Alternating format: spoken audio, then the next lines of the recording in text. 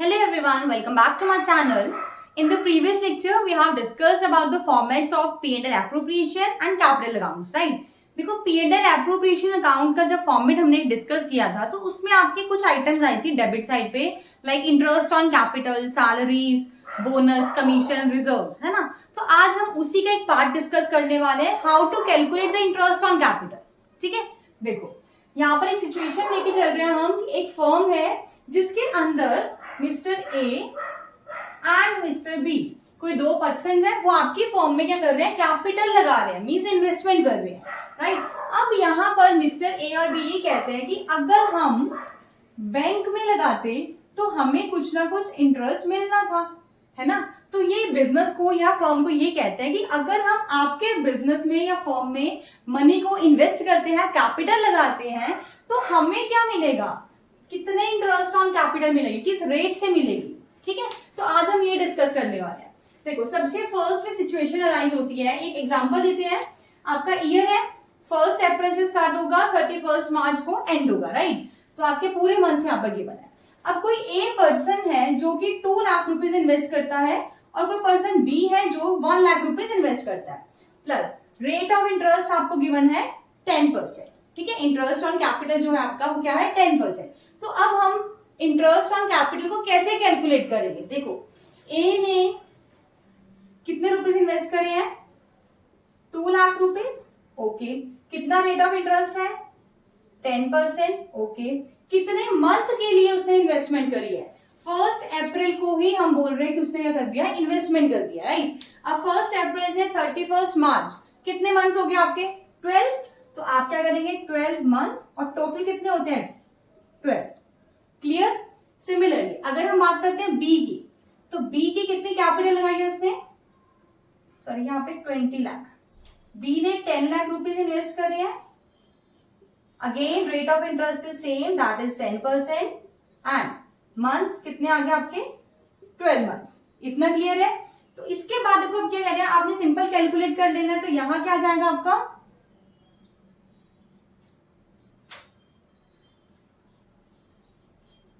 2 lakh rupees, और यहां क्या जाएगा आपका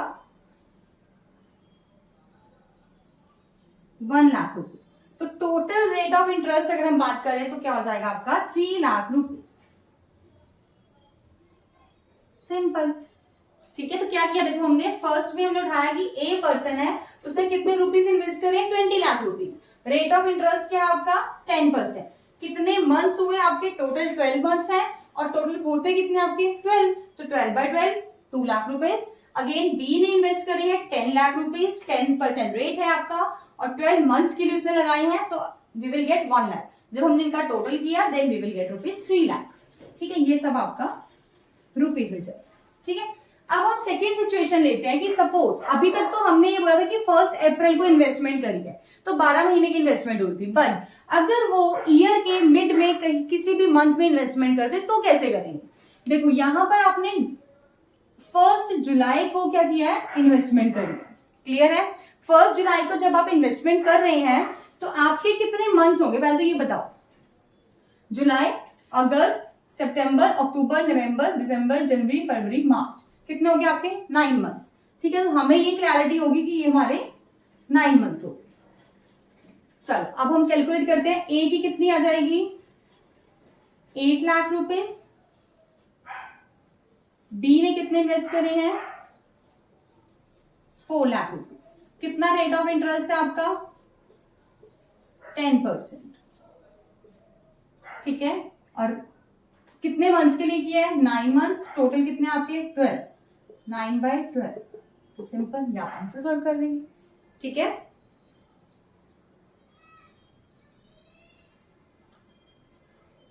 क्या जाएगा इसमें, यहां पे सॉल्व करके आएगा आपका 60,000, और जब हम इसको सॉल्व करेंगे then we will get rupees 30,000। इसको ना आप ऐसे रुपीज लिख, तो कितना हो गया टोटल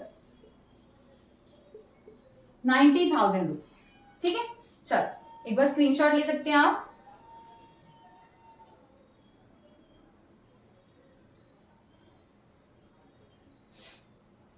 चलो नेक्स्ट क्या है हमारा, चलो एक क्वेश्चन लेते हैं। देखो क्या कह रहे हैं, Raj and Neeraj are partners in a firm their capitals on 1st April 2022 were rupees 2,50,000 and rupees 1,50,000 respectively. ठीक है, जो जो बोला हम लिख लें. दो पार्टनर्स आपके राज एंड नीरज. ठीक है, क्या बोला उन्होंने? 1 अप्रैल को आपकी कितनी कैपिटल है राज की? 2,50,000. ठीक है, अभी हमें इतना ही पता है. और नीरज की कैपिटल कितनी गिवन है आपको? 1,50,000. ठीक है, दे शेयर प्रॉफिट्स इक्वली. क्या बोला गया कि वो प्रॉफिट्स को इक्वली शेयर करते हैं. Okay, on 1 July 2022 they decided that their capitals should be rupees 2 lakh each. तो उन्होंने क्या डिसाइड करा कि अब हमारी 1 जुलाई को डिसाइड किया है कि जो हमारी कैपिटल्स है दोनों की कितनी होंगी? 2 लाख रुपीज. ठीक है, 2 लाख राज की और 2 लाख नीरज की. Okay, the necessary adjustments in the capitals were made by introducing or withdrawing cash.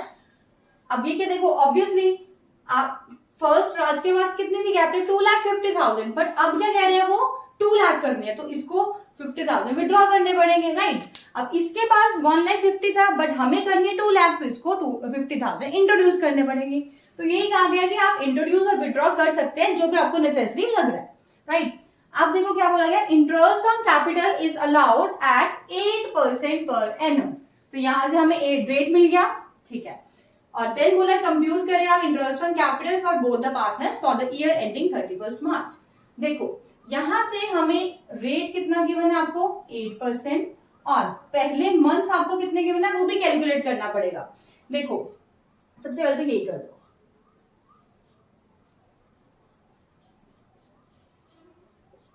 ठीक है, इतना क्लियर है आपको? अब आप ये चेक करेंगे कि जो आपने 2,50,000 रुपीज यूज करे हैं वो अप्रैल से लेके 1 जुलाई तक करे हैं, है ना? तो कितने मंथ्स हो गए आपके पास? देखो अप्रैल, मई, जून, जुलाई की तो फर्स्ट डेट ही है, तो आप इसको कंसीडर नहीं करोगे. तो हमारे पास कितने हो गए? 3 मंथ्स. 3/12 और 3/12 ये आपका आ जाएगा 5,000 और ये आपका आ जाएगा 12,000. and total will be your 17,000. ये 17,000 और ये आपका आएगा रुपीज. ठीक है, देखो 3 मंथ्स कैसे हुए आपके? अप्रैल से लेकर आप जुलाई में, सॉरी ये 3 नहीं आएगा, ये आपका 9 मंथ्स हो जाएगा. ठीक है, देखो अप्रैल से लेकर जुलाई तक लिया, 3 मंथ्स हो गए. अब जुलाई से लेकर आप 31 मार्च तक जाएंगे. देखो जुलाई, अगस्त, सितंबर, अक्टूबर, नवंबर, दिसंबर, जनवरी, फरवरी, मार्च, तो कितने हो गए आपके? 9 मंथ्स. क्लियर है इतना? तो कैसे किया हमने राज की कैलकुलेशन इंटरेस्ट की? 2,50,000 पहले था, रेट ऑफ इंटरेस्ट आपको गिवन है 8%. और मंथ्स कैसे कैलकुलेट करें? अप्रैल को ही इंट्रोड्यूस करा था इसने, जो उसने जुलाई तक यूज करिए कैपिटल, है ना? तो April to July 3 months, that will be your 5,000 rupees. And then 1 जुलाई को उसने 2 लाख रुपीज इन्वेस्ट करे हैं, तो रेट ऑफ इंटरेस्ट तो सेम रहेगा 8%. अब मंथ्स कैसे आए आपके? From July to 31 March. ठीक है, आप 31 मार्च तक कैलकुलेट करें तो आपके बनते हैं वो 9 मंथ्स. तो इसको सॉल्व करने पर आपका आ जाएगा 12,000 and you will get rupees 17,000 interest on capital of mister Raj. Clear? चलो अब हम करते हैं नीरज की कैपिटल.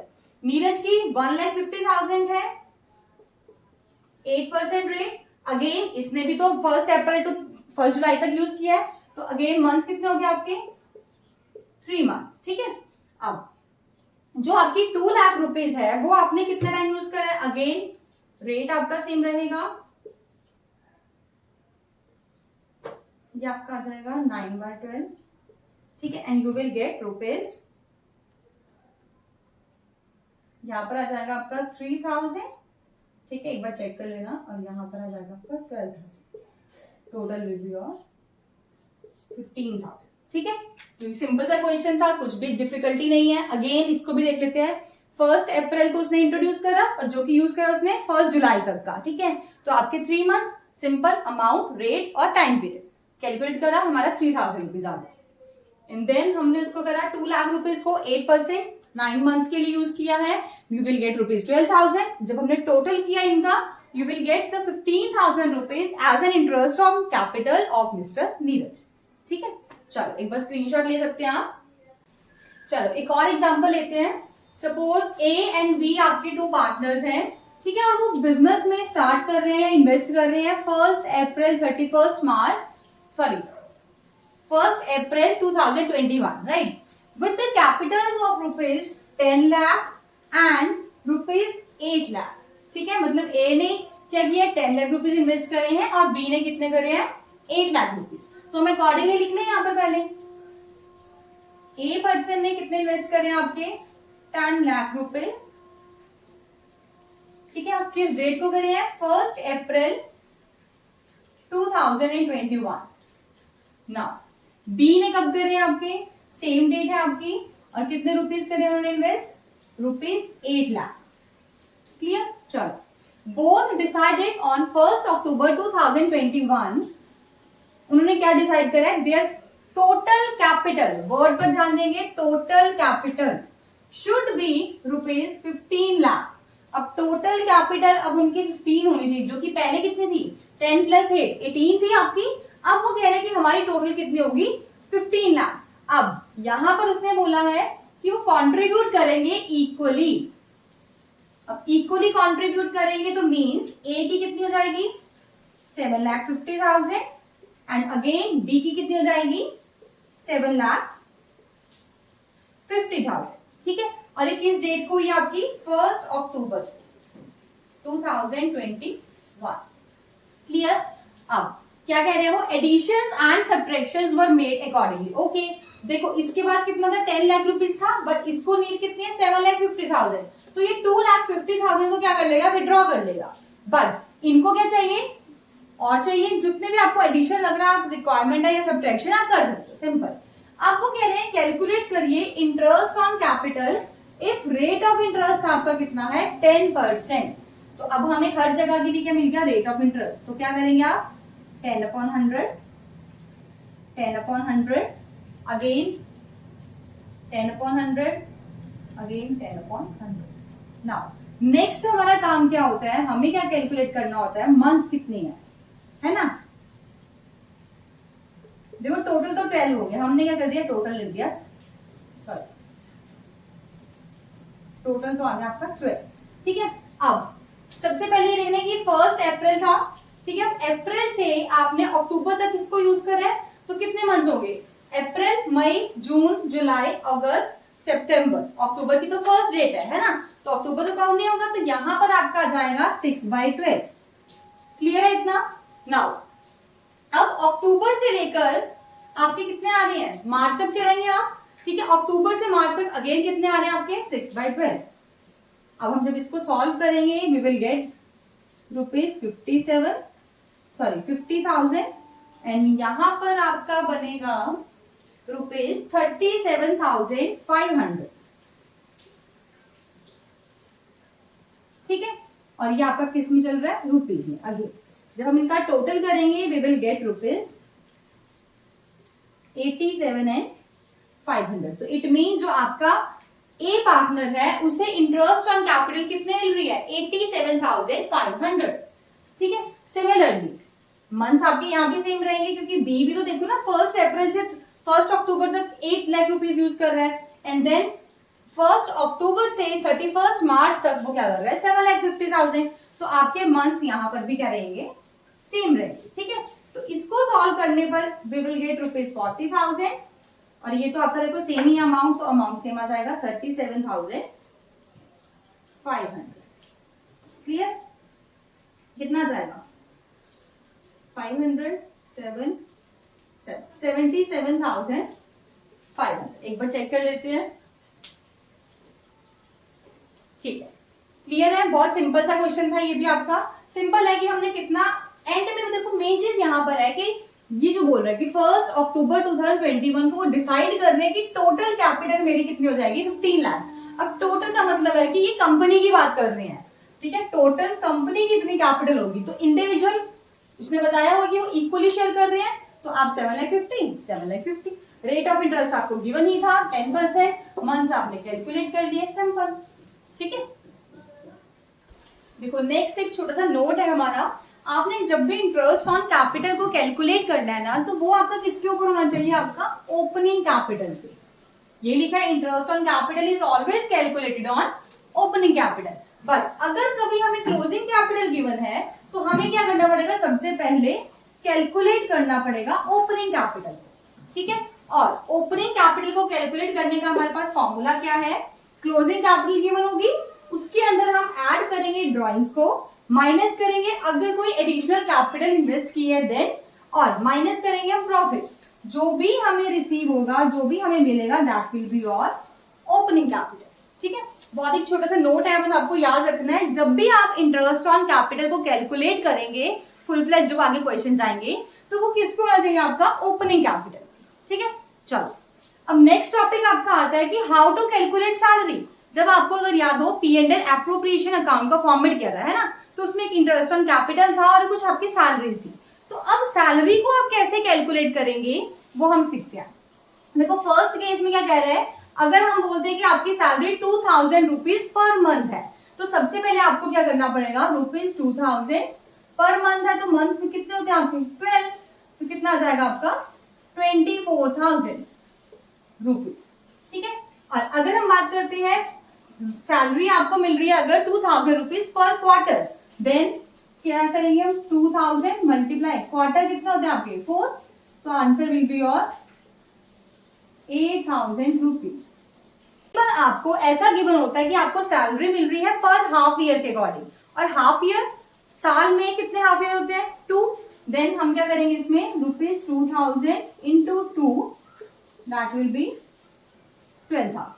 बट अगर कई बार आपको सैलरीज गिवन होती है पर एनम में, पर एनम में आपको कुछ नहीं करना, ऑटोमेटिकली आपको क्या दी हुई है 1 ईयर की ही गिवन है, तो that will be your complete salary. ठीक है, बहुत ही छोटा सा टॉपिक था, सबसे पहले हमने डिस्कस किया है कि how to calculate interest on capital. ठीक है, क्या करना था, अमाउंट्स गिवन होगी, आपको मल्टीप्लाई करना है रेट ऑफ इंटरेस्ट से, देन थर्ड काम आपका था कि आपको टाइम पीरियड कैलकुलेट करना है ना, बहुत सिंपल है, प्रैक्टिस हो चुकी है 3-4 क्वेश्चंस की। आफ्टर दैट आपको कुछ आपके नोट आया है, नोट में क्या निकल कर आया कि आपने जो भी इंटरेस्ट ऑन कैपिटल कैलकुलेट करनी है that must be calculated on opening capital. Clear, if suppose हमें क्लोजिंग कैपिटल गिवन होगी then you have to calculate opening capital first. ठीक है, अब कैसे निकलती है ये आपने प्लस 1 में सीखा हुआ है, स्टिल हम एक बार डिस्कस करते हैं। सबसे पहले तो आपको क्लोजिंग कैपिटल गिवन होगा, आप उसमें ऐड कर लेंगे ड्रॉइंग्स को, सब्ट्रैक्ट करेंगे उसमें से आप एडिशनल कैपिटल को, एंड देन आप सब्ट्रैक्ट करेंगे प्रॉफिट्स को, whatever you will get that will be your opening capital. Clear? Then हमने डिस्कस किया है how to calculate salary। कई बार आपको पर मंथ गिवन होता है, तो आपको याद क्या करना है कि आप उस टाइम पर मल्टीप्लाई करेंगे 12 से। ठीक है, और अगर आपको पर क्वार्टर गिवन है then you have to multiply with the 4, half year given है then you have to multiply with the 2, और अगर आपको पर एनम गिवन है तो आपको कुछ भी नहीं करना, आपकी as it is salary given होगी। क्लियर, चलो I hope you like this video. Thanks and have a wonderful day.